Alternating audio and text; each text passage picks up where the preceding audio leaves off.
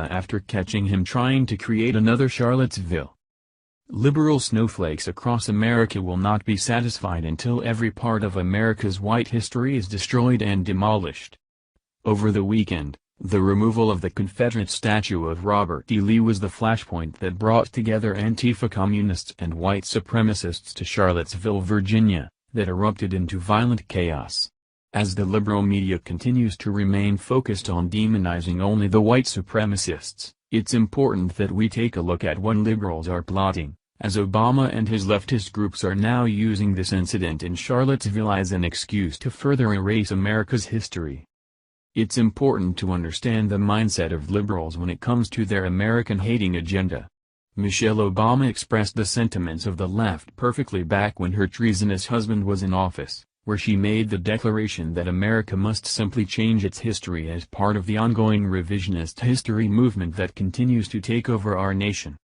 Barack knows that we are going to have to make sacrifices, we are going to have to change our conversation, we are going to have to change our traditions, our history, we are going to have to move into a different place as a nation, Michelle Obama said back in 2008. And changing our history is exactly what Obama and his swine have been working tirelessly to do. Not only did Obama drum up the anti-American sentiments in this country with his manufactured race war, but is behind the rise of communist and violent anti-Trump groups like Antifa, where he was busted for throwing billions of dollars at them during his last days at the White House. Now under Obama's command, these rabid liberals are doing everything in their power to erase America's white history, as evidenced by the ongoing destruction of relics of our founding fathers, who the left wants systematically erased, and Obama's fingerprints are all over it.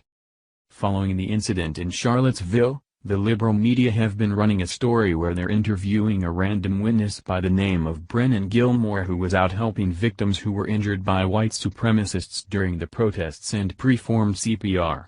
The hero witness that the liberal media has been obsessed with propping up is none other than a staged plant, as his direct ties to George Soros was just exposed. Conservative fighters reported. Right after the incident, MSNBC and other liberal media showed an interview with their hero witness who caught the whole attack on film and also performed CPR on an injured victim. But they never thought that their story will soon be revealed for who he really is. As Brennan Gilmore accused the racist Nazis of attacking the peaceful anti-racists, the liberals instantly used his statement to present the Antifa as a calm and dignified, unlike the out-of-control conservatives. But the left never saw this coming. Their hero is actually a State Department employee who has a connection with George Soros.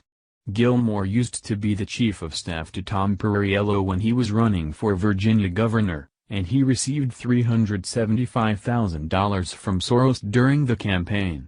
He also worked 15 years as a Foreign Service officer in the Democratic Republic of the Congo, Central African Republic, Sudan, Tunisia, and Sierra Leone, and was involved in the Coney 2012 operation.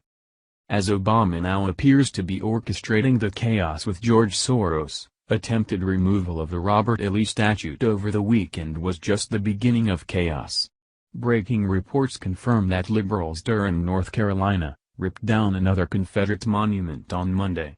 After they had successfully toppled it over, the snowflakes proceeded to curse, spit and hit the statue with their shoes, reminiscent of third world country savages in the Middle East who have zero ability to express themselves other than acting like cavemen. But liberals aren't stopping with just the physical destruction of our monuments.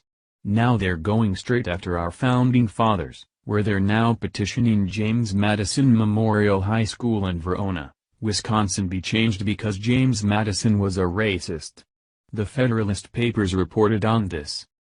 Leftists have managed to claim victory over the imagined evils of monuments commemorating the Civil War.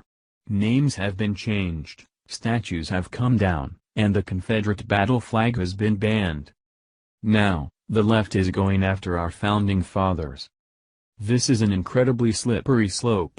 All of America's founding fathers were imperfect men. Most were slave owners, and I have no doubt others were genuine scoundrels. But we owe them a debt of gratitude no matter what sins they may have committed. As Jay Cost writes, if I contract somebody to paint my house, and I find out later that he is an adulterer, does that excuse me from paying what I owe? Of course not. By the same token, my debt for the painting does not oblige me to act as though he did not wrong his spouse. Barack Hussein Obama's fingerprints are all over this, as he was the driving force behind getting these radical left-leaning groups into power in the first place by funneling billions of dollars to them during his last days in office. While the liberal media wants to remain solely focused on the white supremacist groups, we really need to take a closer look who's actually behind these protests, and the hysteria to remove these Confederate monuments. At the end of the day, people on both sides are being used as useful idiots in Obama's ongoing plot for civil unrest in our country, and destroying America's history. Thank you for watching this video. What do you think about this? Share this on Facebook and Twitter along with your comments.